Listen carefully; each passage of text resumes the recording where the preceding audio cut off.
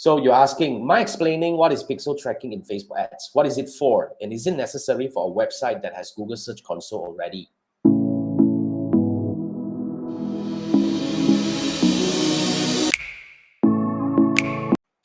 Very good question. Thanks, Chips. It's different thing. Okay.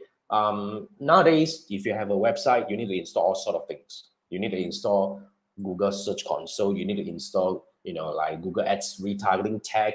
Like and all these like Google Pixel. Google Analytics code and stuff like that. And of course, Facebook Pixel, because all these codes are from different companies and they do different things. So if you ask what Facebook does, when Facebook Pixel is installed on your website, the first thing they can do is you can actually do retargeting. Yeah, GUI is saying you can actually use the GTM, Google Tag Manager. That's another thing they can actually do. Yeah, GTM is where you install one thing and you can just add on things on it and all that. So yeah, so that's one way to manage things in a more, easier way, in a way, if you're not familiar with all those codes and all that. But seriously, it's all necessary. The first answer I have for you here is it's necessary to have a pixel installed on your website. And what does it do?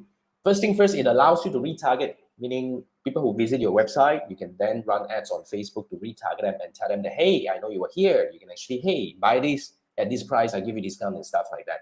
And second thing is it also allows Facebook ads to attribute whether when you're running ads on Facebook, whether are they getting result for you or not on your website, whether it's purchase, whether it's lead and stuff like that. Yeah, so mainly it's for this, for tracking and retargeting, measurement wise and all that. Facebook used to have some analytics that does a lot more like analytical stuff, but I would say now to analyze performance of your website, you should still fall back to tools like Google Analytics and stuff like that. So yeah, but mainly Facebook ads, Facebook Pixel is very useful when you run Facebook ads.